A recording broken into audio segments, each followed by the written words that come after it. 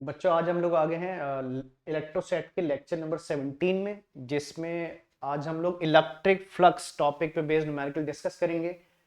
Lecture 16 तक हम लोग ने लेक्चर 16 में न्यूमेरिकल किए थे डाइपोल पर बेस्ड।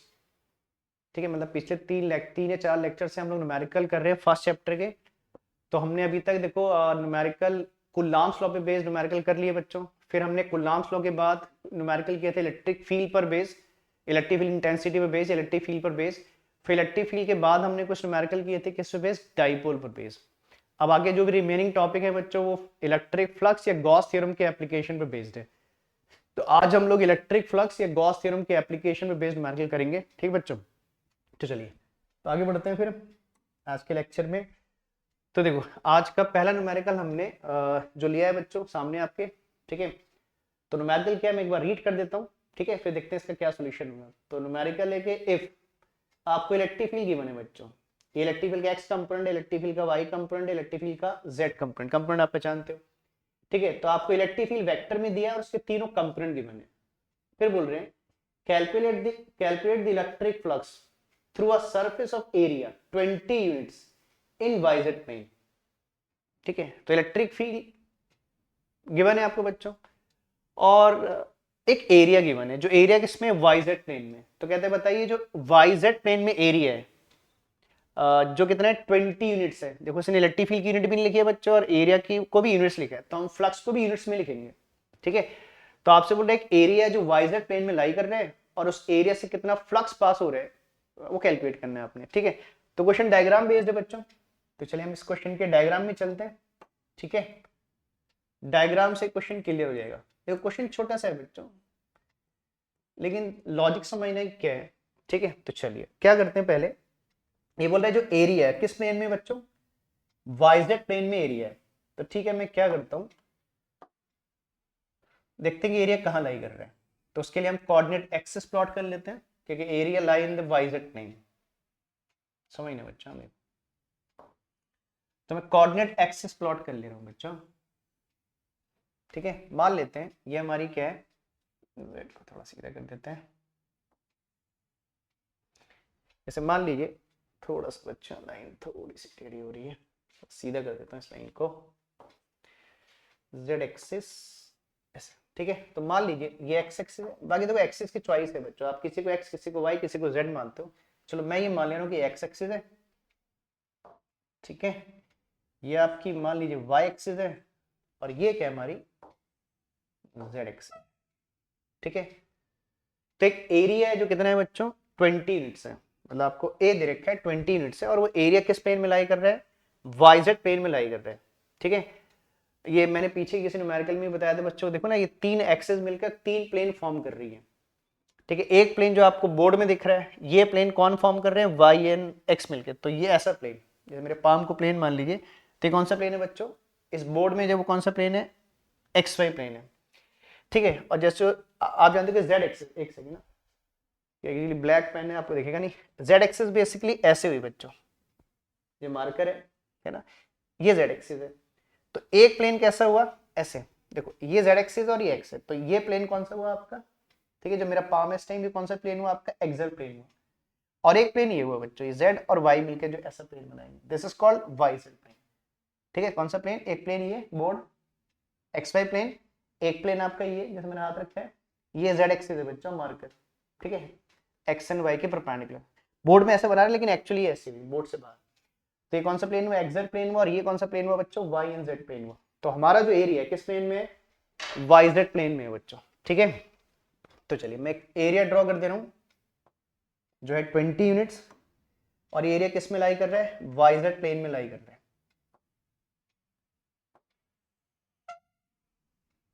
ठीक एरिया ऐसा। ठीक बच्चों, it lies in Y Z plane, और इस एरिया का मैग्नीट्यूड दे रखा है कितना है, 20 यूनिट्स। मैंने इस एरिया को ए लेट कर लिया बच्चों। ठीक है, तो इस एरिया से पास होने वाला आपने क्या कैलकुलेट करना है, फ्लक्स कैलकुलेट करना है। ठीक है, अब एक बात समझो बच्चों, देखो आपको याद होगा, मैं आपको याद दिला देता हूँ, इलेक्ट्रिक फ्लक्स हमने क्या पढ़ा था कि फाई इज इक्वल टू क्या होता है, E vector dot A vector. अगर आप इसे वेक्टर फॉर्म में लिखते हो तो इसे लिखते हैं ई डॉट ए। और एरिया वेक्टर क्या होता है, ये सब कुछ मैंने कहा देखो बच्चों न्यूमेरिकल से पहले थ्योरी देखो। जब हम लोगों ने फ्लक्स स्टार्ट किया था तो मैंने फ्लक्स से पहले एरिया वेक्टर क्या होता है, उसकी डायरेक्शन कैसे बताते हैं, ये सब आपको एक्सप्लेन किया था। तो आप है ना पीछे के लेक्चर देखो बच्चों, इलेक्ट्रिक फ्लक्स का लेक्चर 1 में, जब हम लेक्चर मतलब लेक्चर 1 नहीं मतलब इलेक्ट्रिक फ्लक्स का जहां से स्टार्ट किया था तो सबसे पहले मैंने एरिया वेक्टर ही बताया था। तो आप चेक करना बच्चों। तो फ्लक्स को देखो, अगर आप वेक्टर फॉर्म में लिखते हो तो मतलब सॉरी, अगर आप इसको फ्लक्स तो स्केलर होता है, मतलब उसको ई डॉट ए को वेक्टर फॉर्म में लिखते हो तो लिखते हैं ई डॉट ए, और अगर आप इसे ब्रेक करते हो तो क्या, ई ए कॉस थीटा। ठीक है, तो आपके पास दो चॉइस है बच्चों। जैसे आपको इलेक्ट्रिक फील्ड किस में दिया है, वेक्टर में दिया है। अगर आप एरिया को भी वेक्टर में कन्वर्ट कर लो तो सीधे दोनों का डॉट कर सकते हो, है ना। इलेक्ट्रिक फील्ड भी वेक्टर में और एरिया भी वेक्टर में, ठीक है, तो उनके सीधे डॉट कर दोगे। या फिर आप क्या करो, इलेक्ट्रिक फील्ड और एरिया वेक्टर के बीच का एंगल फाइंड आउट करो। लेकिन क्या है बच्चों, यहाँ पर इलेक्ट्रिक फील्ड किसी एक डायरेक्शन में नहीं है, एक्स में भी है, वाई में भी, और क्या है, जेड में भी है। तो ज्यादा बेटर चॉइस क्या है कि जब इलेक्ट्रिक फील्ड वेक्टर में है तो आप एरिया को भी वेक्टर में लिख लो। अब एरिया का मैग्नीट्यूड तो पता है आपको, तो किसी भी क्वांटिटी को वेक्टर में लिखने के लिए क्या चाहिए, उसका मैग्नीट्यूड चाहिए। तो एरिया का मैग्नीट्यूड तो मेरे पास है। अब मुझे इस एरिया की क्या चाहिए, डायरेक्शन। अगर मुझे इस एरिया की डायरेक्शन मिल जाए तो मैं एरिया और इलेक्ट्रिक फील्ड का डॉट करके फ्लक्स निकाल लूंगा। अब एरिया की डायरेक्शन कैसे आएगी, तो मैंने बता रखा है बच्चों पीछे के लेक्चर में, तो किसी भी एरिया की डायरेक्शन कैसे रिप्रेजेंट करते हैं बच्चों, तो किसी भी एरिया की डायरेक्शन को रिप्रेजेंट करने के लिए आप उस एरिया पे एक नॉर्मल डालते हो, जैसे परपेंडिकुलर भी कहते हैं, नॉर्मल भी कहते हैं। और कंडीशन है जो नॉर्मल है, it is away from the area, इसे बोलते हैं आउटवर्ड नॉर्मल। ठीक है, तो मैं इस एरिया पे देखो ना, अब मेरा एरिया किसमें, वाईजेड प्लेन में, तो मैं इस एरिया की डायरेक्शन दिखाने के लिए इस पे क्या डाल रहा हूं बच्चों, एक नॉर्मल डाल रहा हूं।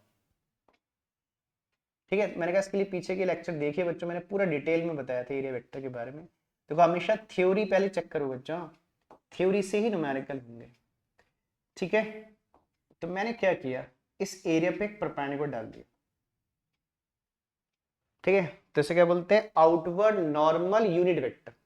डायरेक्शन में आउटवर्ड है और एरिया पे परपेंडिकुलर है, तो आउटवर्ड नॉर्मल, और मैग्नीट्यूड में बने बच्चों, क्योंकि ये मैग्नीट्यूड नहीं है, डायरेक्शन को रिप्रेजेंट कर रहे हैं। ठीक है, तो इसे मैंने एन कैप लिखा है। इन जनरल हम एरिया वेक्टर को क्या लिखते हैं, एन कैप लिखते हैं। ठीक है, तो हमने इसको एन कैप लिखा, लेकिन इस एन कैप को यहां पर कुछ और भी लिख सकते हो बच्चों।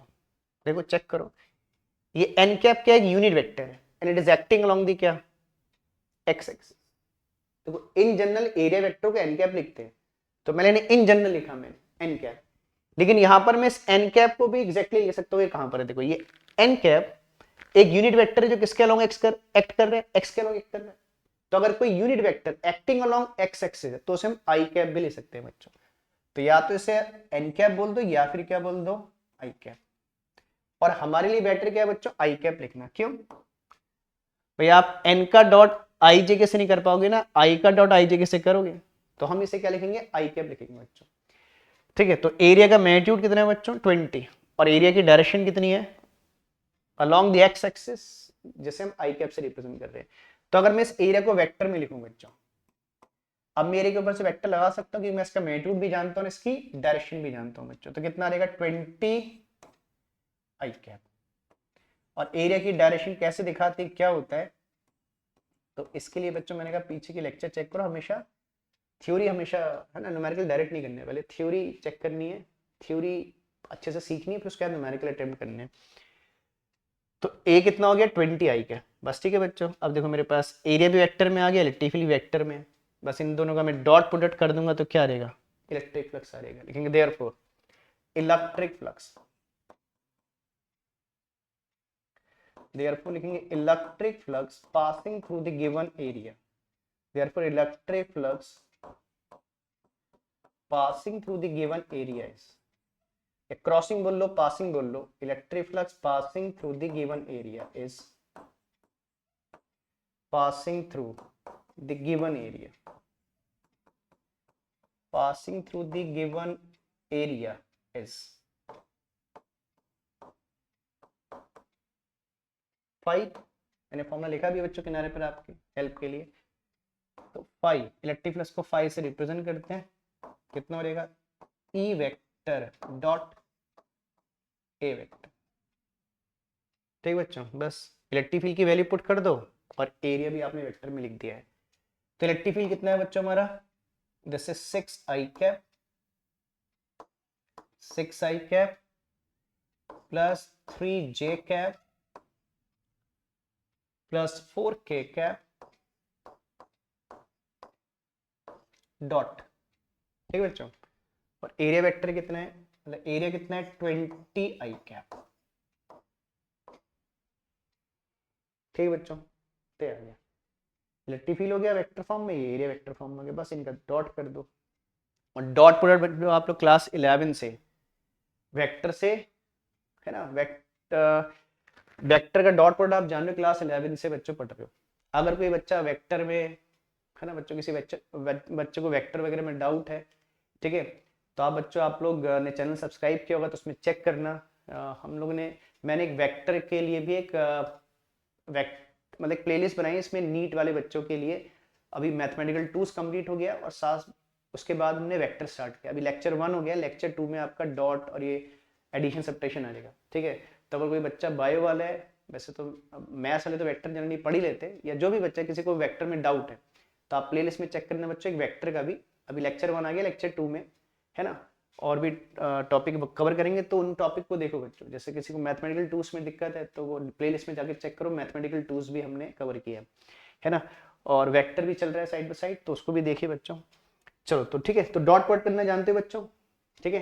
तो डॉट प्रोडक्ट में क्या करते हैं, आई को आई से मल्टीप्लाई करते हैं, जे को जे से और के को के से। तो देखो जे एंड के की टर्म तो है नहीं यहाँ पर, तो सीधे आप आई वाले कोफिशिएंट को आई वाले कोफिशिएंट से क्या कर दोगे, मल्टीप्लाई करते हैं ना। डॉट प्रोडक्ट में आई वाले कोफिशिएंट को आई से मल्टीप्लाई करते हैं, जे वाले कोफिशिएंट को जे से, के वाले कोफिशिएंट को के से।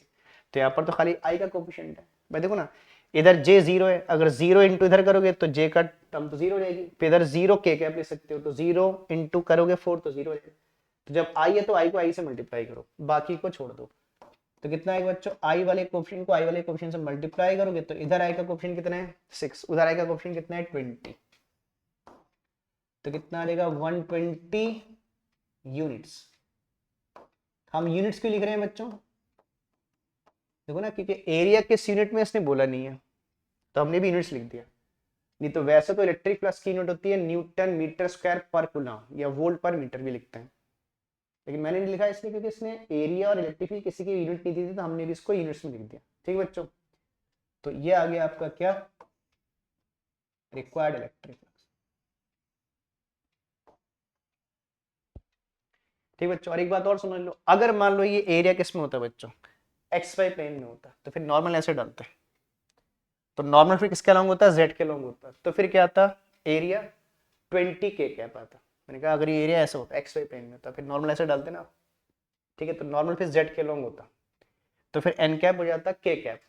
तो फिर आप यहाँ 20 के कैप आता, तो के को के से मल्टीप्लाई करते, फिर आंसर 80 आ जाता, ठीक है। तो देख लेना कि किस एरिया किस प्लेन में, एरिया के बदलने से, है ना, एरिया वेक्टर की, मतलब प्लेन बदलने से एरिया वेक्टर की डायरेक्शन बदलेगी, आंसर चेंज हो जाएगा।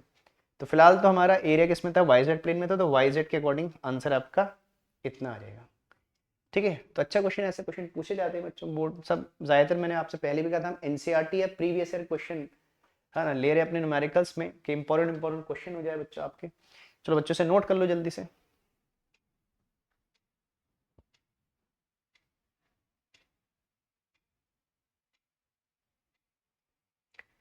ठीक है, तो नोट कर लेगा। तो हम बच्चों बहुत सिलेक्टेड क्वेश्चंस कर रहे हैं बच्चों, हाँ? ठीक है, ऐसे ही क्वेश्चन एग्जाम में पूछे जाते हैं, ठीक है। चलो तो आई थिंक समझ गए होगे। तो ऐसे मिलते जुलते क्वेश्चन आप लोग भी प्रैक्टिस करो और बच्चों। चलो नेक्स्ट क्वेश्चन में चलते हैं बच्चों, ठीक है। जैसे मैंने कहा आज के क्वेश्चन हमारे साथ इलेक्ट्रिक फ्लक्स पे बेस्ड है, ठीक है। चलो अब नेक्स्ट क्वेश्चन बच्चों देखो क्या है, क्या बोल रहे हैं, देखो बोल रहे हैं a circular plane sheet of radius 10 centimeter is placed in a uniform electric field of 5 10 की पावर 5 न्यूटन पर कूलम, ठीक है। तो एक सर्कुलर शेप, जैसे पिछली बार रेक्टेंगुलर या स्क्वायर शीट थी, इस बार सर्कुलर शीट है जिसकी रेडियस गिवन है। मैं चलो डेटा लिखते रहता हूँ बच्चों, मुझे एक सर्कुलर शीट की रेडियस गिवन है, हम डेटा लिख देते हैं कि क्या डेटा गिवन है।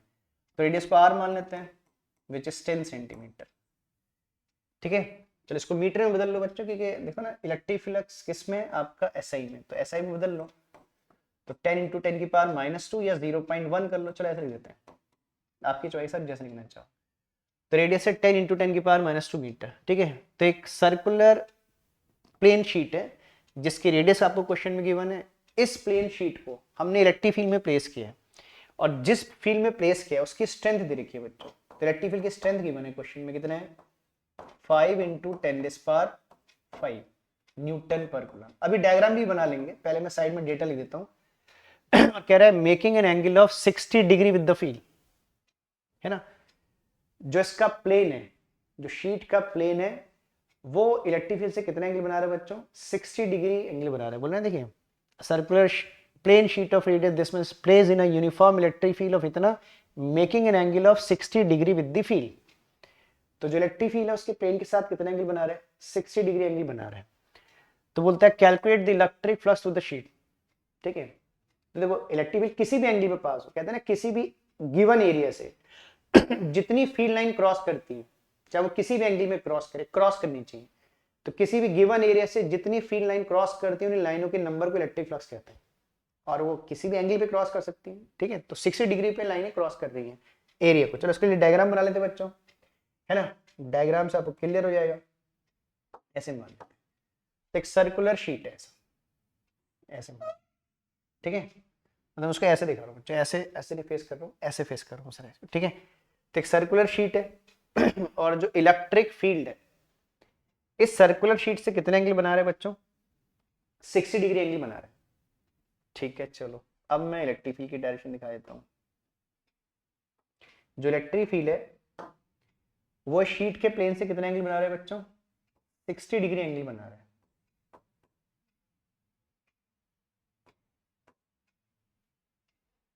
ठीक है ना। ये फील्ड है ना, मतलब ये बोल लो कि नॉर्मल टू दी इस फील्ड, इस शीट का के प्लेन पे नॉर्मल डालोगे तो इस नॉर्मल से कितने एंगल बना रहे हैं बच्चों, 60। जैसे मान लो ये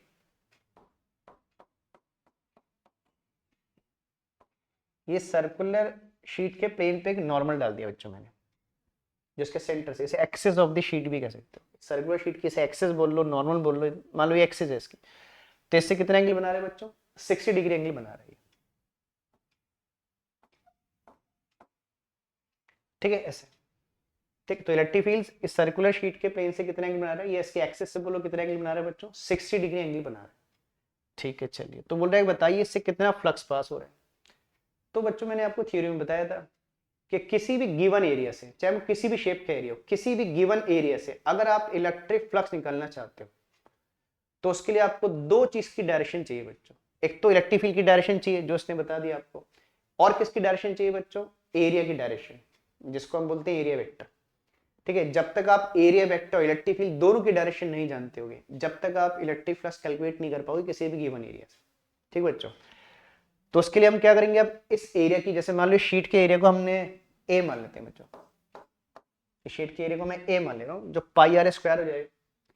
तो इस शीट का एरिया ए है। अब मुझे इस ए की डायरेक्शन दिखानी है बच्चों। तो अभी मैंने पिछले क्वेश्चन में कहा बच्चों कि किसी भी गिवन एरिया की डायरेक्शन दिखाने के लिए आपने उस एरिया पे एक परपेंडिकुलर डालना है और उसकी डायरेक्शन आउटवर्ड लेनी है हमेशा, ठीक है। तो मैं इस एरिया पे एक परपेंडिकुलर डाल देता हूँ और परपेंडिकुलर अलोंग दिस एक्सिस हो जाएगा बच्चों। तो हमारा परपेंडिकुलर भी इसी एक्सिस के, क्योंकि एक्सिस भी प्लेन की क्या होती है बच्चों, परपेंडिकुलर ही होती है, ठीक है। तो हमने एक नॉर्मल डाल दिया which is along the axis हो गया, ठीक है।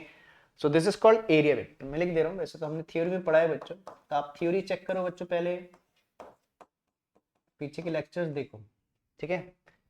तो इसे बोलते हैं बच्चों क्या, एरिया वेक्टर हो गया, मैं दूर लिख देता हूँ, एरिया वेक्टर, ठीक है। तो देखो, तो क्या इस डायग्राम को देखकर क्या पता लग रहा है कि इलेक्ट्रिक फील्ड और एरिया वेक्टर के बीच में कितना एंगल है बच्चों, 60 डिग्री एंगल है, बस, ठीक है। अगर आप एंगल जान गए तब आप इस गिवन एरिया से क्या निकाल सकते हो, फ्लक्स, ठीक है। तो क्या लिखेंगे, फ्लक्स को फाई से रिप्रेजेंट करते हैं बच्चों, क्या लिखते हैं पहले, इसको लिखते हैं E dot A, E dot A. और जब आप ई और ए के बीच में जो डॉट है इसे हटाओगे तो जाएगा ई ए कॉस थीटा। यहाँ थीटा किसके बीच का एंगल है बच्चों, इलेक्ट्रिक फील्ड और एरिया वेक्टर के बीच का एंगल है। मैंने अभी थीटा लिखा है जिसकी वैल्यू क्वेश्चन के अकॉर्डिंग कितनी हो जाएगी, 60 डिग्री, ठीक है। तो ये हो जाएगा E A cos 60, E A cos of 60 degree. ठीक है बच्चों, तो हमेशा याद रखिए कि किसी भी गिवन एरिया से आपने फ्लक्स निकालना है, उसका शेप मैटर नहीं करता है, लेकिन दो चीज बहुत मैटर करती हैं कि उस एरिया पे इलेक्ट्रिक फील्ड की डायरेक्शन क्या है और उस एरिया की डायरेक्शन क्या है। दोनों की डायरेक्शन दिखाइए और उनके बीच का एंगल चेक करिए, बस एंगल मिल गया तो फिर आपको फ्लक्स कैलकुलेट कर सकते हो। तो हमारे केस में एंगल कितना हो गया 60 डिग्री, बस ठीक है बच्चों। अब वैल्यू लगा देते हैं। देखो एक चीज को आपको ब्रेक करना होगा, किसको, एरिया को, क्योंकि आपको तो एरिया नहीं रेडियस गिवन है ना इसकी, तो इसको क्या लिख देते हैं बच्चों, पाई आर स्क्वायर इंटू कॉस 60 जानते हैं सब बच्चे, कितना होता है 1/2। समझ रहे बच्चों, एरिया के पाई आर स्क्वायर और कॉस 60 कितना होता है, जो साइन 30 की वैल्यू होती है वो कॉस में 60 की वैल्यू, तो 1/2 हो गया। बस अब बाकी सबकी वैल्यू पुट कर देते हैं बच्चों ना। तो चलो मैं इसको इधर ही सॉल्व कर देता हूँ बच्चों, इसके साइड में। तो कितना आ जाएगा देखो, आ जाएगा ई फाइव इज इक्वल टू, मैं इस डायग्राम को थोड़ा साइड कर देता हूँ बच्चों ना, डायग्राम बीच में आएगा।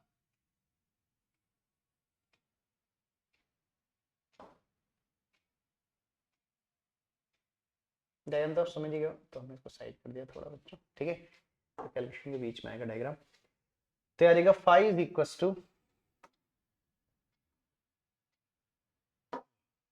तो आ गया फाइव इज इक्वल टू ई, ई का मैग्नीट्यूड गिवन है बच्चों कितना है 5 10 की पावर 5,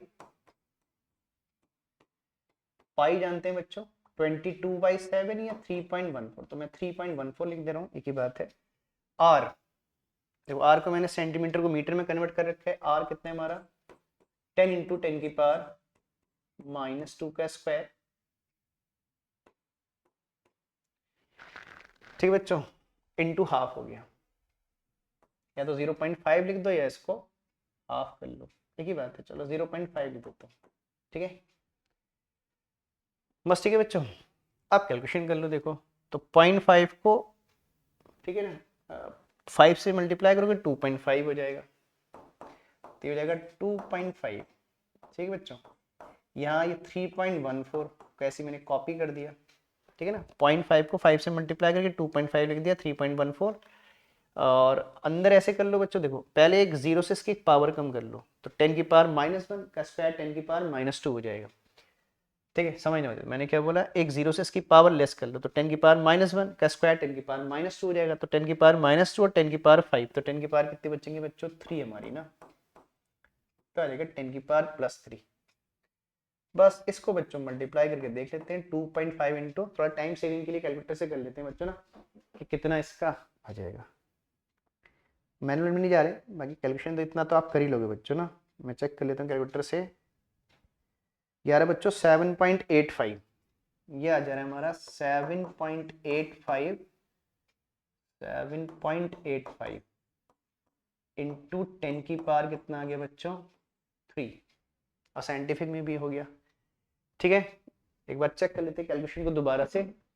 देखो 5 इंटू 0.5 2.5 हो गया बच्चों, फिर हमने इधर क्या किया, एक जीरो से इसकी पावर कम कर दी 10 की पावर -1, और -1 का स्क्वायर 10 की पावर -2 हो गया, तो 5 में से मैंने 2 हटा दी तो 10 की पावर 3 बची, बाकी नंबर हो गया। ठीक है, और यूनिट जानते हो बच्चों, यूनिट याद रखो फ्लक्स की क्या होता है, न्यूटन मीटर स्क्वायर पर कूलम, या वोल्ट पर मीटर भी कहते हैं। So this is our answer बच्चों। ठीक है, तो ये क्वेश्चन देखो आसान है। देखो इन क्वेश्चन में मेन क्या है बच्चों, कैलकुलेशन इन क्वेश्चन की आसान है, मेन है आपने एरिया वेक्टर और इलेक्ट्रिक फील्ड की डायरेक्शन को देखना है कि इसको कैसे शो करोगे। ठीक है बच्चों, तो इलेक्ट्रिक फील्ड की डायरेक्शन उसने बताई थी, एरिया वेक्टर की डायरेक्शन, और एरिया वेक्टर की डायरेक्शन हमेशा फिक्स होती है बच्चों, इलेक्ट्रिक फील्ड तो किसी भी डायरेक्शन में हो सकता है, लेकिन एरिया वेक्टर हमेशा प्लेन के नॉर्मल और हमेशा आउटवर्ड हो। ठीक है, चलिए इसको नोट कर लो बच्चों जल्दी से, फिर नेक्स्ट क्वेश्चन में चलेंगे। इसको नोट करना बच्चों, स्क्रीनशॉट लिया करो या पॉज करके नोट किया करो, ऐसे नहीं कि वैसे नोट करना है ना, नोट करो जल्दी से।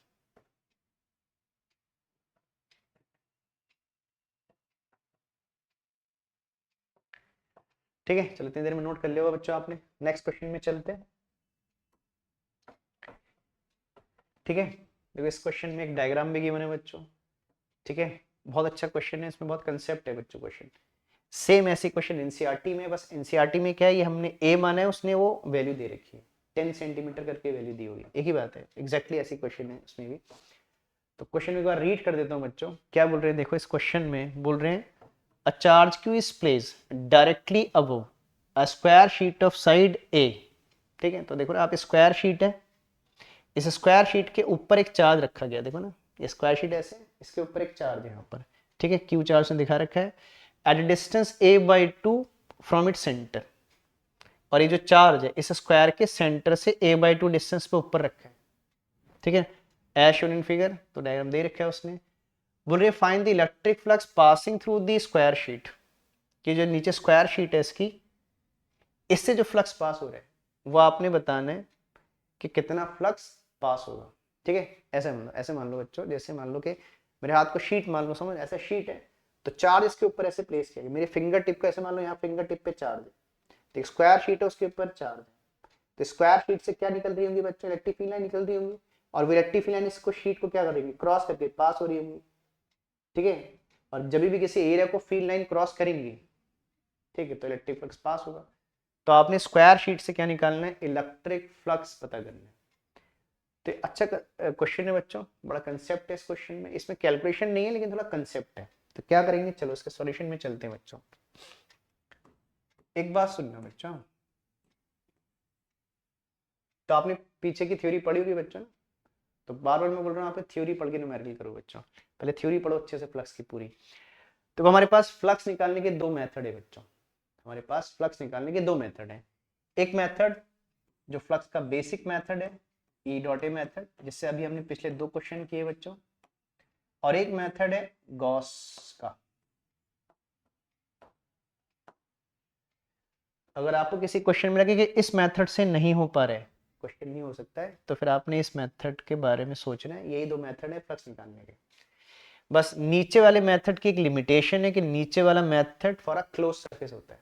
देखो ऊपर वाले मेथड के लिए सरफेस ओपन है क्लोज है मैटर नहीं करता है, लेकिन नीचे वाले किसके लिए, मेथड से फ्लक्स निकालने के लिए आपको सरफेस कैसी चाहिए, क्लोज चाहिए। ठीक है, जैसे हमारे केस में क्लोज सरफेस नहीं है, तो जब सरफेस क्लोज नहीं दिखती है तो बच्चे इसी मेथड में जाते हैं बच्चों, पहले तो इसी मेथड को सोचेंगे, है ना। ठीक, क्योंकि सरफेस क्लोज नहीं दिख रही है, तो देखते हैं क्या इस क्वेश्चन को इस मेथड से कर पाएंगे हम या इस मेथड से कर पाएंगे, या दोनों से कर सकते हैं। चलो चेक करते हैं बच्चों। तो पहले हमने कहा कि हम जो पहला मेथड हमने सीखा था उसी से करते हैं, पहले देखते हैं कि इससे पॉसिबल है कि नहीं है। ठीक है, चलो चेक करते हैं। तो पहले बता देता हूं मैं, फिर बता रहा हूं डायग्राम से बच्चों। इस मेथड से फ्लक्स आप इस केस में नहीं निकाल पाओगे। आप लोग ऐसा क्यों, पिछले दो क्वेश्चन में तो हमने फ्लक्स ऐसे ही निकाला। तो एक प्रॉब्लम है बच्चों, मैं बता दूं क्या प्रॉब्लम है। ठीक है, ध्यान देना बच्चों, इसके लिए मैं एक अलग से आपको डायग्राम बनाकर दिखाता हूँ कि पहला मेथड हमारे लिए सूटेबल क्यों नहीं है। ठीक है बच्चों, जैसे देखो ये सरफेस ऐसी है बच्चों, ऐसा ना, देखो सरफेस ऐसी है, समझो कि ई डॉट ए मेथड से हम क्यों नहीं कर पाएंगे। ये सरफेस ऐसी है और यहाँ पर एक चार्ज प्लेस्ड है, क्यू चार्ज प्लेस किया गया है। ठीक है बच्चों, चार्ज यहाँ रखा है अब ऑफ दिस स्क्वायर, ये मैंने कहा ये मेरा हाथ को शीट मान लो और चार्ज यहाँ रखा है। ठीक है, अब इस चार्ज से क्या स्प्रेड होंगी, इलेक्ट्रिक फील्ड लाइन। देखो चार्ज चाहे पॉजिटिव हो चाहे चार्ज नेगेटिव हो, बस पॉजिटिव की फील्ड लाइन अवे और नेगेटिव की टुवर्ड्स होती है। अब इसने चार्ज क्यू बोला है तो प्लस ही मान के चलिए। अब क्या होगा बच्चों, देखो ना इस चार्ज से क्या निकलेंगी, इलेक्ट्रिक फील्ड लाइन निकलेंगी, and they moves away in all possible direction. ठीक है, जैसे किसी बल्ब से इलेक्ट्रिक, वो एक सन से लाइट रेज निकलती है और चारों तरफ स्प्रेड हो जाती हैं, तो ऐसे ही इससे भी क्या निकलेंगी बच्चों, इलेक्ट्रिक फील्ड लाइन। और इलेक्ट्रिक फील्ड लाइन इस चार्ज से निकलकर इस सरफेस की तरफ भी आएंगी बच्चों, आएंगी और डायरेक्शन में भी जाएंगी, इस सरफेस के अलावा और तरफ भी जा रही है ना, ऐसा है। तो इलेक्ट्रिक फील्ड लाइन ऐसे स्प्रेड हो रही है इस चार्ज से। देखो इसकी इलेक्ट्रिक फील्ड लाइन और डायरेक्शन में भी जा रही है बच्चों, ऐसे नहीं कि इधर को नहीं जा रही है, इधर भी जा रही है, इससे चारों तरफ जा रही है, लेकिन हमारा अभी फोकस इस सरफेस की तरफ है, कोई इधर तो कुछ है नहीं हमारे लिए, तो हम तो इसको देख रहे हैं नीचे। ठीक है ना। अब सोचो बच्चों कि जब इस चार्ज से इलेक्ट्रिक फील्ड लाइन निकलेंगी और इस सरफेस पे फॉल करेंगी, तो देखिए जो इलेक्ट्रिक फील्ड लाइन है क्या सब सेम एंगल पे फॉल कर रही है बच्चों, ठीक है ना। जैसे लाइन है ऐसे चार्ज है तो लाइनें ऐसे गिरेंगी ना बच्चों, ऐसे गिरेंगी, जैसे मेरे फिंगर मैंने स्प्रेड कर दी ना, ऐसे लाइनें निकली, जैसे मान लो मेरे यहाँ पर चार्ज है, इससे लाइन निकलेंगी ऐसे फैलेंगी बच्चों, ऐसे निकलेंगी, ऐसे गिरेंगी इस सरफेस के ऊपर। तो बताइए क्या हर लाइन इस सरफेस से सेम एंगल बना रही है? नहीं बच्चों, देखिए हर लाइन डिफरेंट एंगल पे सरफेस पे फॉल कर रही है, अलग अलग एंगल पे फॉल करेगी। ठीक है, तो इसका मतलब इलेक्ट्रिक फील्ड इस सरफेस के डिफरेंट पॉइंट के साथ डिफरेंट एंगल बना रहे हैं। ठीक है, और हमें इलेक्ट्रिक फ्लक्स निकालने के लिए इलेक्ट्रिक फील्ड और एरिया वेक्टर की क्या चाहिए? डायरेक्शन चाहिए। देखो एरिया वेक्टर की डायरेक्शन तो फिक्स है, जिसको ये आपसे बोले कि एरिया वेक्टर दिखा दीजिए, तो इस सरफेस में मैं क्या डाल दूंगा? एक नॉर्मल डाल दूंगा, एक नॉर्मल डाल दूंगा आउटवर्ड, ऐसा। आप नॉर्मल डाल दोगे। तो बताइए क्या इलेक्ट्रिक फील्ड लाइन इस नॉर्मल के साथ हर जगह पर सेम एंगल बना रही है? तो नहीं बना रही है बच्चों। और क्या आप इतने पॉइंट पे इलेक्ट्रिक फील्ड और एन कैप का एंगल बता पाओगे बच्चों? नहीं बता सकते ना। हाँ, अगर लाइनें क्या होती एक ही एंगल पर इस सरफेस पे फॉल कर रही होती तो हम ई और एन कैप के बीच का एंगल बताना पॉसिबल था, लेकिन इतने एंगल बन रहे हैं बच्चों, इतने एंगल पर आप तो हर पॉइंट पे इलेक्ट्रिक फील्ड और एरिया वेक्टर का एंगल दिखाना पॉसिबल नहीं है। और जब तक मेरे पास एंगल नहीं आएगा, जब तक ये मेथड सूटेबल नहीं है बच्चों, तो इस मेथड से हम मतलब ई डॉट ए मेथड से इस क्वेश्चन में हम फ्लक्स कैलकुलेट नहीं कर पाएंगे, क्योंकि इलेक्ट्रिक फील्ड ठीक है ना डिफरेंट एंगल फॉर्म कर रहे हैं सरफेस के साथ, और हर पॉइंट पे एंगल पता करना पॉसिबल नहीं है। तो फिर ये मेथड तो बच्चों हम इस मेथड से नहीं कर पाएंगे। एक मेथड तो कट हो गया, अब एक ही मेथड बचा बच्चों। क्या? अब इसी मेथड से करेंगे फिर हम। आपको तीसरा मेथड तो है नहीं फ्लक्स निकालने का, अब इसी मेथड से करेंगे। ठीक है चलो, अब इस मेथड से फ्लक्स निकालने के लिए भाई ये method is for a close surface. ये किसके लिए होता है? क्लोज सरफेस के लिए होता है। ठीक है, और हमारे पास तो क्लोज सरफेस नहीं है, तो क्लोज सरफेस नहीं है बच्चों, तो हम क्लोज सरफेस क्या करेंगे? फॉर्म करेंगे। क्योंकि जब तक क्लोज सरफेस फॉर्म नहीं करोगे आप ये मेथड अप्लाई नहीं कर पाओगे। तो हम करेंगे क्या बच्चों? तो हम क्या करेंगे? इस स्क्वायर को बेस मान लेंगे। क्या करेंगे? इस स्क्वायर को बेस मान लेंगे और इसको बेस मानकर एक क्यूब फॉर्म कर लेंगे। कितने साइड का? ए साइड का क्यूब फॉर्म कर लेंगे। और मैं क्या करूं? इसको बेस मान लो और एक क्यूब फॉर्म कर लूं। ठीक है, तो देखो ये चार्ज उस क्यूब के अंदर लाई कर जाएगा। ठीक है, तो वही कर रहे हैं बच्चों। ठीक है, तो हम क्या करेंगे? देखो एक फेस तो मेरे पास है, बाकी 5 फेसेस आपने बनानी है। ठीक है ना, होता ना ऐसे, मान लो एक सपोज एक मान लो एक हमारे पास एक सरफेस है, और मुझे उस सरफेस को क्लोज करना है, रूम बनाना है सरफेस के ऊपर। तो हम क्या करेंगे? पहले 4 वॉल खड़ी करेंगे, ऊपर से क्या डाल देंगे? उसको लेंटर डाल देंगे, तो हमारी सरफेस क्लोज हो जाएगी ना बच्चों, रूम बन जाए। तो कुछ ऐसे ही कर रहे हैं, इसको बेस मान के पहले 4 दीवारें खड़ी करेंगे, ऊपर से लेंटर डाल देंगे, तो क्या हो जाएगा? ये क्यूब उस क्यूब के अंदर आ जाएगा। ठीक है बच्चों, तो अब यही कर रहे हैं देखो। ठीक, तो मैंने पहले ही कहा कि आपने इसको क्या करना है? कंसेप्चुअल वाला कंसेप्ट समझना है बच्चों। तो चलिए मैं क्यूब बना रहा हूँ बच्चों, ऐसा करता हूँ, उस सरफेस को अलग और उस सरफेस को बनाता हूँ। ठीक है, ध्यान देना बच्चों। अब एक क्यूब कंसेप्ट करें, इसकी पूरी थ्योरी हम लिख लेंगे बच्चों। तो ये न्यूमेरिकल कम और कंसेप्चुअल टाइप ज्यादा है ना थोड़ा सा। तो मैं क्यूब बना रहा हूँ और इस स्क्वायर को, जो गिवन स्क्वायर इसके साइड में दिख रहा है बच्चों आपको, उसको इसकी बेस मान लेंगे।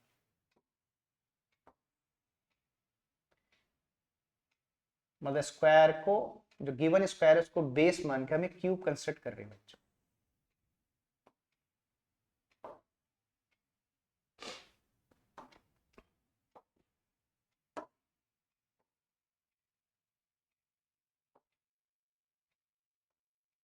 इसको मैं व्हाइट से करते रहूंगा। ठीक है बच्चों, तो मैंने इसको क्या किया? बेस माना और क्या कर दिया? क्यूब कंस्ट्रक्ट कर दिया। कितने साइड का? ए साइड का बच्चों। अब देखो ये और ये तो ए मुझे दिया था, मैंने इसको भी ए मान लिया बच्चों। और अब देखो, और चार्ज इस क्यूब के अंदर आ गया बच्चों, आ गया ना। अब देखो चार्ज इस क्यूब के अंदर लाई कर गया। और देखो ये डिस्टेंस a/2 देने के पीछे एक लॉजिक है बच्चों।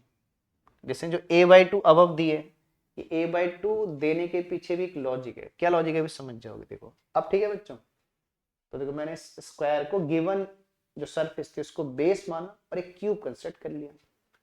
ठीक है, तो देखो मेरा चार्ज इस क्यूब के अंदर लाई कर गया। ठीक है ना, और ये चार्ज इस क्यूब के एग्जैक्टली सेंटर पे भी आ गया बच्चों। देखो ये से a बाई टू, तो ऊपर से भी कितना a बाई टू, ये इधर से a बाई टू, सब साइड से a बाई टू, मतलब ये हर फेज से कितनी डिस्टेंस पर है चार्ज a बाई टू। इसका मतलब ये एग्जैक्टली कहां पर है, इसके सेंटर पे आ गया। तो a बाई टू देने के पीछे रीजन यही था कि चार्ज कहां पर आ जाए, इस क्यूब के एग्जैक्टली सेंटर पे आए। ठीक बच्चों, तो क्यूब, ये जो चार्ज है क्यू चार्ज, ये मेरे क्यूब के सेंटर पे आ गया। तो देखो अब मैं गॉस थ्योरम लगा सकता हूँ बच्चों, पहले पूरा समझ लो, मैं लिख दूंगा बच्चों। अब कोई आपसे बोले तो अब मैं देखो गॉस थ्योरम लगा सकता हूँ, क्योंकि मैंने इस चार्ज के सरफेस के अंदर इनक्लोज कर लिया। अब कोई आपसे बोले कि क्या करिए, इस क्यूब से कितना फ्लक्स पास हो रहा है बच्चों, इस क्यूब से कितना फ्लक्स पास हो रहा है, तो इस क्यूब के अंदर कितना चार्ज है बच्चों, क्यू। ठीक है, और electric flux through a close surface क्या होता है, चार्ज इनक्लोज ओवर क्या, एप्सिलॉन। तो इस पूरे क्यूब से कितना फ्लक्स निकल रहा है, क्यू बाई, लिखा है क्यू बाई एप्सिलॉन। ठीक है, टोटल फ्लक्स की बात करें बच्चों, तो इस क्यूब से निकलने वाला टोटल फ्लक्स कितना है, क्यू बाई एप्सिलॉन नॉट। अच्छा, ये टोटल फ्लक्स कहां से निकल रहा है बच्चों, इसकी 6 फेसेस से निकल रहे हैं, नहीं निकल रहे हैं। जब इलेक्ट्रिक फील्ड लाइन है ना, इससे आउट होके बाहर आएंगे, तो इसकी 6 फेसेस से बाहर आएंगे। तो ये टोटल फ्लक्स जिसे हम कितना बोल रहे हैं, क्यू बाई एप्सिलॉन नॉट बोल रहे हैं, ये टोटल फ्लक्स टोटल 6 सरफेस से बाहर आ रहा है बच्चों। और क्यू के चार्ज सेंटर में है, क्यू के चार्ज सेंटर में है, तो हर सरफेस से चार्ज बराबर डिस्टेंस पर है, तो सिमिट्री है बच्चों। ठीक है, तो हर सरफेस से फ्लक्स क्या निकल रहा होगा, सेम निकल रहा होगा, मतलब हर हर किसी का क्या शेयर बराबर है, मतलब टोटल फ्लक्स 6 जगह से निकल रहा है, और हर 6 फेस का शेयर फ्लक्स में बराबर है। तो अगर total flux Q by epsilon not है, तो एक फेस से कितना निकलेगा बच्चों, 1/6 टाइम। मतलब टोटल फ्लक्स को हमने टोटल 6 जगह में बांट दिया, क्योंकि सबसे बराबर फ्लक्स निकल रहे हैं। तो अगर टोटल फ्लक्स इस क्यूब से क्यू बाई एप्सिलॉन नॉट है, तो हर किसी एक फेस से कितना फ्लक्स निकल रहा है, 1/6 times Q by epsilon not. और उसमें से एक फेस हमारी भी है बच्चों, तो हमारी वाली फेस से भी कितना फ्लक्स निकल रहा है, Q by epsilon not, sorry 1/6 times Q by epsilon not. ठीक बच्चों, तो इस तरीके से इस क्वेश्चन को क्या करना है आपने, सॉल्व करना है। मतलब क्यूब अज्यूम करना है, पहले टोटल फ्लक्स निकलना है, और फिर आपकी गिवन सरफेस से भी क्या आ जाएगा, फ्लक्स आ जाएगा। ठीक बच्चों, बात समझ गए। और इस मेथड से फ्लक्स निकालना इस केस में पॉसिबल नहीं, जबकि हमने पिछले 2 क्वेश्चन इसी मेथड से किए बच्चों, लेकिन यहाँ थोड़ा सिचुएशन चेंज हो गई। ठीक बच्चों, तो बात समझ गए आई थिंक सब बच्चों। तो मैं लिख देता हूँ बच्चों थोड़ा इसके बारे में बच्चों। देखो डायरेक्ट आंसर नहीं लिखना होगा, एग्जाम में अगर क्वेश्चन आएगा तो आपने जो अज्यूम किया पूरे अजम्पशन को लिखना होगा। तो पहले मैं एक बार बोल दे रहा हूँ, फिर उस बात को लिख भी दूंगा बच्चों। तो क्या बोलेंगे, कैसे लिखोगे इसको, तो ऐसे बोलेंगे कि if we form a cube of side A by taking the given surface as its base, यानी क्या बोला, अगर हमें क्यूब बनाए कितनी साइड का, ए साइड का, by taking the given surface जो मुझे क्वेश्चन में गिवन है as its base, then total electric flux passing through the cube is how much, q by epsilon naught. तो therefore flux through each face of the cube is 1/6 time, और each बोल दिया तो फिर आपकी surface से भी उतना ही फ्लक्स निकल रहा है। ठीक है, तो ऐसे आपने लिखना होगा बच्चों। तो मैं इस बात को लिख देता हूं बच्चों, क्या बोलेंगे, if we form a if we form a cube of side A, if we form a cube of side A, if we form a cube of side A by taking a cube बनाते time हम given surface को base में रख रहे हैं बच्चों, इसकी base मान रहे हैं। तो we form a cube of side A by taking the given surface, by taking the given surface, by taking the given surface, given surface मतलब स्क्वायर की बात कर रहा हूँ बच्चों, जो आपको क्वेश्चन में स्क्वायर गिवन है।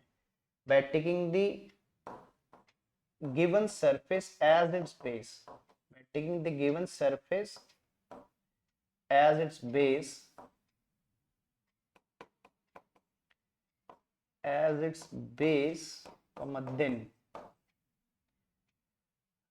then total electric flux, then total electric flux passing through, then total electric flux passing through the cube is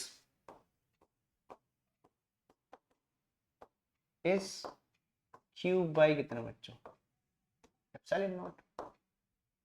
ठीक है बच्चों, समझ रहे हैं। ये मैंने लिखने से पहले बता भी दिया आपको। ठीक है, तो टोटल क्यूब से कितना फ्लक्स निकल रहा है, क्यूब एप्सिलॉन नॉट, और क्योंकि चार्ज सेंटर पे तो हर फेस से बराबर फ्लक्स निकल रहा है, तो इस टोटल फ्लक्स को 6 पार्ट में डिवाइड कर दीजिए। ठीक है, तो हमारे फेस से कितना फ्लक्स निकलता है लिखेंगे, therefore flux through each face of the cube is, therefore flux through each face of the cube is, flux through each face of the cube is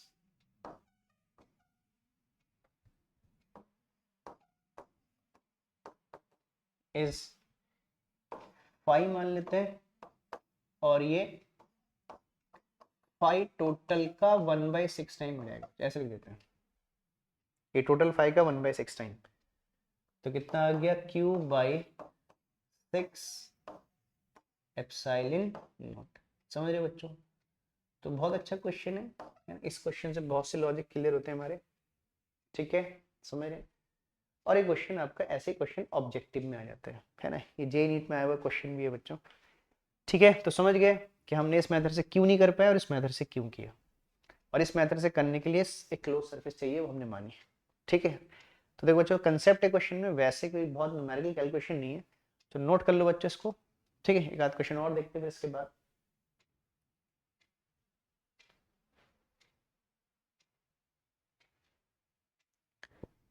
ठीक है, नोट कर लिया होगा बच्चों। ठीक है, हम नेक्स्ट क्वेश्चन में चलते हैं। और बच्चों अपने साथ वाले, हमें लगता है कि कुछ बच्चे वीडियो देखते हैं, है ना, लेकिन सब्सक्राइब नहीं करते हैं, तो बच्चों जो बच्चे वीडियो देख रहे हैं वो सब्सक्राइब भी करिए बच्चों। ठीक है, तो उससे क्या होगा कि जब भी नई वीडियो आएगी तो आपको नई वीडियो की, है ना, इन्फॉर्मेशन मिलती रहेगी, और एक प्लेलिस्ट मिल जाएगी जिससे उसको, है ना, चेक भी करते रहोगे कि हम लोग, है ना, देखो हम 11 के भी चैप्टर्स कवर कर रहे हैं, 12th के चैप्टर भी कवर कर रहे हैं, साथ में नीट एंड जेई। ठीक है, थोड़ा टाइम की वजह से इतना जल्दी जल्दी चीज़ें नहीं हो पा रही, लेकिन है ना, इन फ्यूचर आपको सब मिल जाएगा। नीट के, आपका जो नीट वाले बच्चे, जेई वाले बच्चे जो प्रिपेयर कर रहे हैं, ठीक बच्चों, ऑब्जेक्टिव क्वेश्चन भी हम लोग करेंगे, अभी ऑब्जेक्टिव क्वेश्चन भी कराएंगे आगे, तो नीट जेई वाले बच्चे साइड बाई साइड वो भी करेंगे। ठीक है, तो बच्चों आप लोग भी सब्सक्राइब किया करो, जो बच्चे वीडियो देख रहे हैं, और जिनको फॉरवर्ड करते हो उनसे भी सब्सक्राइब करने के लिए बोला करो बच्चों। ठीक है, चलो, तो अब हम एक क्वेश्चन और ले रहे हैं बच्चों, ये भी अच्छा क्वेश्चन है, ये सब प्रीवियस ईयर या तो एनसीईआरटी क्वेश्चन या प्रीवियस ईयर, ज़्यादातर प्रीवियस ईयर क्वेश्चन हैं। ठीक है, ये भी एक अच्छा क्वेश्चन है बच्चों। चलिए, इसका डायग्राम साइड में गिवन है, यहाँ पर क्यों होगा बच्चों,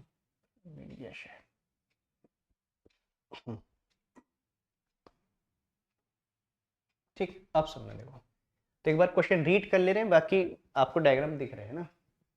तो क्या बोल रहे हैं, S1 and S2 are two concentric spheres enclosing charges Q and 2Q।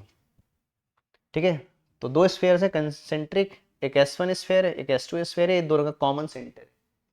ठीक है, और देख ही रहे हो, एक चार्ज तो अंदर वाले के सेंटर में रखा है, और एक चार्ज 2Q है जो इनके बीच में कहीं रखा है बच्चों, देखो रखा है, 2 की चार्ज है।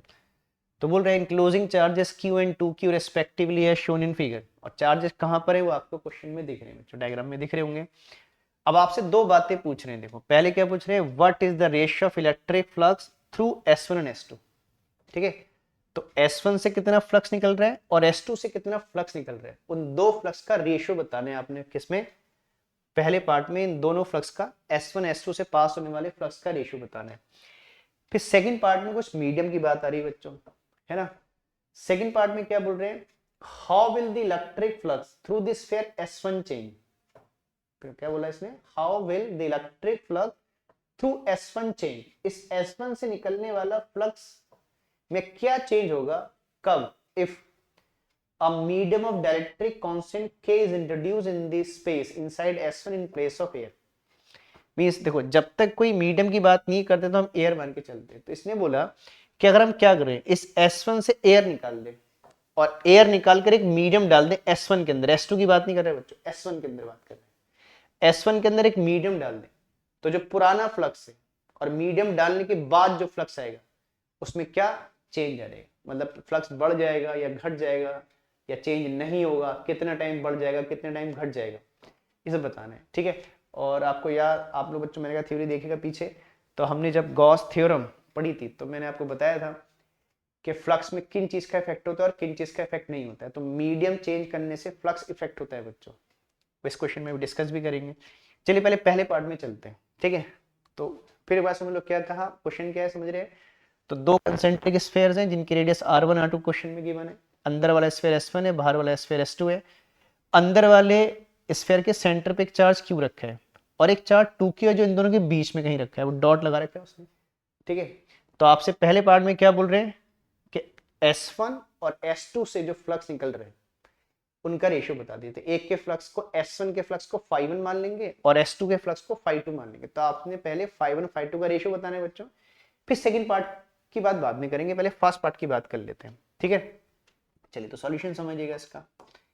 और देखो, अगर कोई क्लोज सरफेस है, अगर कोई क्लोज सरफेस है और उसके अंदर कुछ चार्ज आपको दिख रहे हैं, तो क्लोज सरफेस से फ्लक्स निकालने के लिए अगर उसके विद इन कोई चार्ज है तो क्या लगाएंगे बच्चों, गॉस थ्योरम।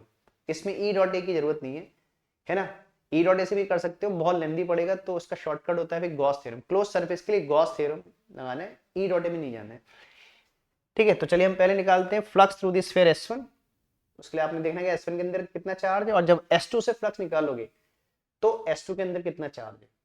देखो साइज और शेप मैटर नहीं करते बच्चों, रेडियस दी अच्छी बात है, रेडियस की रिक्वायरमेंट हमको नहीं है, तो क्वेश्चन में उसने दी है। तो पहले मैं लिख रहा हूँ पहले पार्ट में जा रहे हैं बच्चों। तो पहले लिख रहे हैं electric flux passing through, electric flux passing through, electric flux passing through the sphere S1 is, electric flux passing through the sphere S1 is, ठीक बच्चों। तो पहले मैं S1 वाले स्फीयर से फ्लक्स निकाल रहा हूं, इसे φ1 मान लेता हूं, ठीक ना। और किसी भी क्लोज सरफेस से फ्लक्स निकालने के लिए आपने देखना है कि उसके अंदर कितना चार्ज इनक्लोज्ड है। तो देखो S1 के अंदर कितना चार्ज है बच्चों, देखो 2 की चार्ज S1 से बाहर है, S1 के अंदर कितना चार्ज है, Q चार्ज है। तो क्या लिखते हैं, चार्ज इनक्लोज्ड ओवर क्या, एप्सिलॉन नॉट। देखो अभी मीडियम की बात नहीं कर रहे बच्चों, मीडियम की बात सेकंड पार्ट में। तो पहले पार्ट में मीडियम की कोई बात नहीं है, तो हम मान के चल रहे हैं कि S1 के अंदर एयर है, और अगर एयर है तो क्या लिखते हो, एप्सिलॉन नॉट, ठीक है। तो ये आ गया फ्लक्स थ्रू दी क्या, S1 से आ गया, ठीक है, S1 से आ गया। अब इसी तरीके से फ्लक्स किससे निकाल लोगे, S2 से निकाल लेंगे बच्चों। लेकिन no, electric flux through, no electric flux, no electric flux passing through sphere S2 is, electric flux passing through the sphere S2 is, तो अब S2 से निकलने वाला फ्लक्स, ठीक बच्चों, इसे φ2 मान लेते हैं। अब इसके लिए देखना है कि S2 के अंदर कितना चार्ज है। तो बहुत से बच्चे गलती करते हैं बच्चों, वो S2 के अंदर कितना चार्ज मानते हैं, 2 की चार्ज मानते हैं। तो देखो बच्चों, S2 बाहर वाला स्फीयर है और ये पूरा चार्ज S2 के अंदर ही तो है, सब कुछ S2 के अंदर ही है। तो S2 के अंदर खाली 2 की चार्ज नहीं है, वो तो S1 S2 के बीच में रखा है। भाई देखो ये वाला चार्ज जो सबसे अंदर वाला चार्ज जो सेंटर पे रखा है S1 के, ये भी तो S2 के अंदर ही है बच्चों। तो ये पूरा चार्ज S2 के अंदर ही है। तो S2 के अंदर टोटल कितना चार्ज है, 2Q प्लस Q। मैंने कहा बहुत सारी जल्दी में क्या करते हैं, जब S2 से फ्लक्स निकालते हैं तो 2Q लिख देते हैं बच्चों, ठीक है। कभी कभी जानती हुई चीजें भी जल्दी आज में गलती होती है, तो जल्दीबाजी नहीं करनी बच्चों। तो ध्यान से चेक करना है कि S2 के अंदर कितना चार्ज है, तो 2Q प्लस Q, ठीक है। पहले मैं लिख दे रहा हूँ, मैं डायरेक्ट 3Q नहीं लिख रहा हूँ बच्चों, कि आपको याद रहे कि मैंने 2Q और Q को ऐड किया है, ऐसा लगे कि मैंने डायरेक्ट कहीं से 3Q लिख दिया, ठीक बच्चों, समझ रहे हैं। तो इतना रहेगा 2Q plus Q upon epsilon not, straight become कितना 3Q, Q कैपिटल है सॉरी, 3Q बाई कितना रहेगा एप्सिलॉन नॉट, ठीक है बस, ठीक। अब आपने क्या करना है, इसका पहले S1 अपॉन S2 लिखना है बच्चा। तो φ1 बाई φ2 का क्या लिख देना है, रेशियो लिख देना है, ठीक है ना।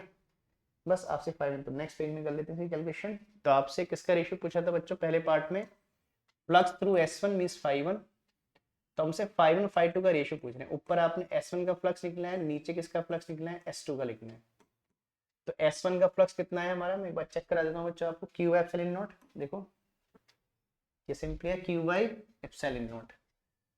तो फ्लक्स थ्रू S1 था Q बाई एप्सिलॉन नॉट, और फ्लक्स थ्रू S2 कितना है 3Q बाई एप्सिलॉन नॉट। ठीक है बच्चों, सिंपल कैलकुलेशन है। Q से Q कट गया, एप्सिलॉन नॉट कट गया, तो 1:3 आ गया। तो ये आ गया आपका, है ना। तो पहले पार्ट का आंसर तो ये आ गया φ1/φ2। तो दोनों से निकलने वाले फ्लक्स का रेशियो कितना आ गया बच्चों, 1:3। बात समझ रहे हैं? ठीक है, ये तो हो गया पहला पार्ट। पहले मैं दोनों पार्ट कर दूं बच्चों, फिर आपको स्पेस दे दूंगा नोट करने के लिए, आप नोट कर लेना। ठीक है, तो बस थोड़ा सा मतलब S2 वाले से फ्लक्स निकालते टाइम थोड़ा सा केयरफुल रहना है। चलिए बात है सेकंड पार्ट में। सेकंड पार्ट मैंने एक बार पढ़ दिया था, एक बार दोबारा पढ़ दे रहा हूँ। क्या बोला उसने बच्चों सेकंड पार्ट में कि how will the electric flux through the sphere S1 change. S2 की बात नहीं कर रहे, खाली S1 की बात कर रहे हैं। ठीक है, तो कह रहा है कि S1 में जो पहले फ्लक्स आप निकाल चुके हो, इसमें कितना चेंज आ रहेगा। कहता है देखिए how will the electric flux through S1 change. S1 की बात करें, S2 की बात नहीं करें। तो S1 से फ्लक्स में क्या चेंज आएगा अगर S1 के अंदर एयर हटा के क्या डाल दें उसके अंदर, एक मीडियम डाल दें। चलो मैं इसको एक डायग्राम भी बना देता हूँ S1 के लिए अलग से। चार्ज को नहीं छेड़ा बच्चों आपने, चार्ज जो था उसके अंदर उतना ही रहा, बस आपने मीडियम डाल दिया। तो सेकंड पार्ट में आ जाते हैं। तो इसने ऐसे करा बच्चों ना, जो आपका S2 स्फीयर था ना, सॉरी S1 जो स्फीयर था, मैं S1 की बात कर रहा हूँ, S2 की बात नहीं कर रहा हूँ। इसके अंदर कितना चार्ज रखा था बच्चों, Q चार्ज रखा था। ठीक है, इसकी रेडियस थी R1। वैसे तो रेडियस की जरूरत नहीं है हमें, फिर भी लिख देते हैं। ठीक है, और इसके अंदर कितना चार्ज प्लेस था बच्चों, Q चार्ज प्लेस था। देखो चार्ज कहीं भी हो सकता है, चार्ज का सेंटर पे होना जरूरी नहीं है बच्चों, चार्ज विद इन होना चाहिए सरफेस में। अब सेंटर पे तो मैं सेंटर बना दे रहा हूँ। इसने क्या बोला बच्चों कि आपने क्या कर दिया, इसमें एक मीडियम डाल दिया बच्चों। तो अब ये मैं मीडियम बना दूँ, मैं इसको शेड कर दे रहा हूँ। ये शेडेड वाला क्या है बच्चों, मीडियम है। मीडियम का नाम नहीं बोला, इसका डाइलेक्ट्रिक कांस्टेंट है। ठीक बच्चों, तो हमने क्या कर दिया, इसके अंदर एक ऐसे मीडियम फिल कर दिया, एयर हटाई मीडियम डाल दिया, और इस मीडियम का डाइलेक्ट्रिक कांस्टेंट कितना है बच्चों, के है। बात समझ रहे? तो आपने अब बताना कि अब फ्लक्स में क्या चेंज आ रहेगा। तो ठीक है, तो देखो पहले आपने फ्लक्स को φ1 लिखा था पुराने फ्लक्स को, अब इसी फ्लक्स को मैं φ1 डैश लिख दे रहा हूँ। ठीक है, तो φ1 डैश कितना रहेगा देखो, तो φ1 डैश हमने φ1 डैश को बाद में φ1 के टर्म में लाना है। ठीक है, तो φ1 डैश कितना होगा, तो ये होता है चार्ज इनक्लोज ओवर, देखो बच्चों ठीक है, ये हम लोग इलेक्ट्रोस्टैट की थ्योरी में स्टार्टिंग से पढ़ते आ रहे हैं बच्चों। ठीक है, तो पीछे की थ्योरी देखो। देखो जब फ्री स्पेस होता है, अच्छा चार्ज कैपिटल क्यू है बच्चों, मैंने स्मॉल क्यू लिख दिया, कोई बात नहीं, इसको कैपिटल क्यू कर लेते हैं। देखो जब आप मीडियम, है ना, फ्री स्पेस की जगह मीडियम फिल करते हो, तो चार्ज में तो कोई चेंज आएगा नहीं, ऑब्वियस सी बात है। तो देखो जब हम फ्री स्पेस के केस में क्या लिखते हैं बच्चों, क्यू बाय एप्सिलॉन नॉट लिख रहे थे, इसे बोलते हैं परमिटिविटी ऑफ फ्री स्पेस। लेकिन आप फ्री स्पेस को रिप्लेस कर दिया मीडियम ने, तो अब क्या है, मैंने गॉस थ्योरम की जब थ्योरम बताई थी, तो पीछे थ्योरी में चेक करना, तब बताया भी था बच्चों। अब इसे लिखेंगे एप्सिलॉन, इसे बोलेंगे परमिटिविटी ऑफ मीडियम, क्योंकि पहले लाइनें फ्री स्पेस से आउट हो रही थी, चार्ज के निकलने वाली लाइनें अब वो मीडियम से पास होंगी। तो अब उनको कौन परमिशन देगा, मीडियम परमिशन देगा पास होने की। ठीक है, और आप जानते हो बच्चों इस एप्सिलॉन को, ये मैंने आपको स्टार्टिंग के लेक्चर में बता रखा है, ब्रेक करके क्या लिखते हैं, के इनटू एप्सिलॉन नॉट। इसे बोलते हैं परमिटिविटी ऑफ मीडियम, और इसको ब्रेक करके क्या लिखते हैं, के of medium into permittivity of free space. ठीक बच्चों, तो आएगा एप्सिलॉन को ब्रेक करके के इनटू एप्सिलॉन नॉट लिख देंगे। अब देखो ये क्यू बाय एप्सिलॉन नॉट पुराना वाला फ्लक्स हो जाएगा φ1 जिसे कह रहे थे, तो हम इसे ऐसे कह सकते हैं बच्चों कि φ1 डैश इज इक्वल टू कितना, फाई बाई के। तो क्या पता लगा कि मीडियम डालने से, समझ रहे बच्चों, मैंने किसको फाई लिखा, मार्क कर देता हूं, देखो हमने इसको फाई लिख दिया ना, इतने पोर्शन, तो ये फाई हो गया ना, ये फाई हो गया ना बच्चों, पुराना फाई हो गया देखो, तो ये फाई बाई के हो गया। तो इसका मतलब मीडियम डालने से फ्लक्स कितना डिग्रीज हो गया, k टाइम्स डिक्रीज होगी। ये मैंने गॉस थ्योरम की थ्योरी बताते टाइम भी बताया था बच्चों, ठीक है। तो मीडियम के आ जाने से फ्लक्स पहले से k टाइम डिक्रीज होगी। तो अब तो दिख ही रहा है, आप चाहो तो इसके नीचे लिख सकते हो बच्चों क्या कि therefore in when air is replaced by yes free air is replaced by medium then the flux decreases by an amount of k। बाकी तो दिख ही रहा, वो लिखने की जरूरत नहीं है। तो बात समझ रहे बच्चों। तो सेकंड पार्ट में मीडियम की बात थी, और मीडियम की बात हम लोग पहले लेक्चर से करते आ रहे बच्चों, थ्योरी पढ़ रहे हैं। इलेक्ट्रोस्टैटिक में मीडियम का बड़ा मैटर है बच्चों, हमेशा देखना है कि किसी मीडियम की बात हो रही है या फ्री स्पेस की बात हो रही है, ठीक है। चलो इसको नोट करवा देते हैं आपको। तो इसे यहाँ से बच्चों नोट कर लीजिए, जल्दी से नोट करिएगा।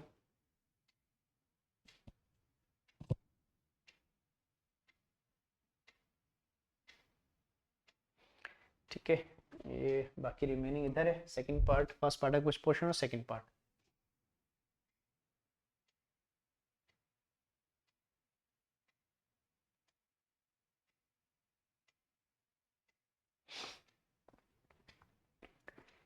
ठीक बच्चों, तो ठीक है, अभी फ्लक्स पे बेस्ड और क्वेश्चन भी बचे हैं बच्चों। और अभी हमने गॉस थ्योरम की जैसे एप्लीकेशन हम लोग करते हैं, ठीक है। तो गॉस थ्योरम की एप्लीकेशन 3 एप्लीकेशन हमने की थी ना एप्लीकेशन, तो उन एप्लीकेशन पे बेस्ड भी क्वेश्चन है। अभी कुछ फ्लक्स पे बड़े कुछ और क्वेश्चन भी, बड़े क्वेश्चन भी होते हैं बच्चों। जैसे मैंने आपसे कहा था कि आप चेक करना प्रीवियस ईयर के पेपर वगैरह चेक किया करो, बोर्ड वाले जो बच्चे हैं, तो 12th बोर्ड वाले जो बच्चे हैं, तो आप एक बार चेक करना। करीब मतलब 2016-17 के आसपास या उससे एक आध साल पहले की बात है, आपका इलेक्ट्रिक फ्लक्स का एक न्यूमेरिकल एनसीईआरटी न्यूमेरिकल है जो 5 मार्क्स में भी पूछा गया है बच्चों। तो अभी थोड़े बड़े, अभी तो आज हमने छोटे छोटे क्वेश्चन लिए, बहुत बड़े क्वेश्चन नहीं लिए, अभी फ्लक्स पे बड़े क्वेश्चन भी है बच्चों। जैसे एनसीईआरटी में 2 बड़े क्वेश्चन है, क्यूब वाला क्वेश्चन है, एक सिलेंडर वाला क्वेश्चन है, तो वो अभी क्वेश्चन हमारे बचे बच्चों। और उसके बाद हमने कहा कि गॉस थ्योरम की कुछ एप्लीकेशंस पे बेस भी हमने कुछ क्वेश्चन करने हैं, ठीक है। तो अब हम सोच रहे कि रिमेनिंग क्वेश्चन जो बचे बच्चों, वो उसको अगले लेक्चर में क्या करेंगे, कंप्लीट करेंगे, ठीक है। तो आज हमने पहले बेसिक बेसिक क्वेश्चन के, देखो पहले किसी चीज की बेसिक क्वेश्चन की प्रैक्टिस करो, तो पहले इन क्वेश्चन की प्रैक्टिस करो बच्चों, इससे अपने कंसेप्ट क्लियर करो, ठीक है। जब छोटे क्वेश्चन कर लोगे तो फिर बड़े क्वेश्चन भी आप आराम से कर पाओगे। तो पहले आज इतनी की प्रैक्टिस करो बच्चों, फिर आगे क्वेश्चन बाद में करेंगे। और जैसे मैंने बीच में ही बोला है बच्चों, ठीक है, कि अगर कोई बच्चा खाली वीडियो देख रहा है, सब्सक्राइब नहीं कर रहा है, तो बच्चों सब्सक्राइब भी करो, ठीक है। देखो हम लोग आपके लिए इतनी मेहनत कर रहे हैं, है ना, इतना क्या करें, कंटेंट्स आपको दे रहे हैं, तो आपने हमारे लिए भी छोटा सा काम करना है कि सब्सक्राइब करना है। और जो है ना, आपने साथ वालों को शेयर करो बच्चों, और उनसे भी सब्सक्राइब करने के लिए बोलो, ठीक है। और मैंने आपसे पहले भी कहा कि देखो चीज़ ज़्यादा शेयर करो बच्चों, हो सकता है कोई बच्चे ऐसे हों, जो बहुत से बच्चे ऐसे होते हैं, ठीक है, जो जिनकी पेइंग कैपेसिटी नहीं होती है, जो ट्यूशन के लिए पे नहीं कर पाते हैं, या बच्चे जे और नीड वाले बच्चे होते हैं, जो किसी है ना पेइंग नहीं होने की वजह से प्रिपरेशन नहीं कर पाते, तो ऐसे बच्चों तक वीडियो शेयर करो बच्चों। अभी हम लोग ऑब्जेक्टिव क्वेश्चन जेई नीड वाले बच्चों के लिए, है ना, उसकी भी एक सीरीज तैयार कर रहे हैं, तो वो भी एक सीरीज बना रहे साइड बाय साइड। वैसे मैंने जेई और नीड वाले बच्चों के लिए मैंने कहा था कि नीड वाले बच्चों को पहले 2 टॉपिक में अच्छे से अपना कमांड करना है, वेक्टर और क्या, मैथमेटिकल टूल्स। तो मैथमेटिकल टूल्स तो हमने कंप्लीट कर लिया, अब वेक्टर भी हम लोग है ना, वेक्टर के भी वीडियो डाल रहे हैं, आप प्लेलिस्ट में चेक करना बच्चों। तो जो बायो स्टूडेंट है उन लेक्चर को जरूर देखो बच्चों, मैथमेटिकल टूल्स और वेक्टर को देखो, उससे आपकी फिजिक्स स्ट्रांग होगी। तो फिजिक्स को स्ट्रांग करना है तो 2 चीज़ पे अच्छे से वर्क करना है, अपने वेक्टर में और किस पर, मैथमेटिकल टूल्स पे वर्क करना है, ठीक बच्चों। तो आज का वीडियो बच्चों ये एंड करते हैं, ठीक है। और जैसे मैं बार बार बोल रहा हूँ, आप चीज़ों को शेयर करो बच्चों, और बच्चों के साथ शेयर करो अपने, और जैसे फ्रेंड्स होंगे आपके उनको शेयर करो, सब्सक्राइब करने के लिए बोलो। तो अब हम अगले, ठीक है, तो आज को ये एंड करते हैं, और अगले में फ्लक्स के कुछ और अच्छे क्वेश्चंस करेंगे बच्चों, जो 5 मार्क्स में पूछे गए, थोड़े बड़े क्वेश्चंस भी हैं। और कोशिश करेंगे अगले अगले लेक्चर में हम न्यूमेरिकल कंप्लीट कर दे बच्चों, फिर इसके बाद सेकंड चैप्टर भी क्या करेंगे हम लोग, स्टार्ट करेंगे, ठीक बच्चों। चलिए, थैंक यू आज के लिए।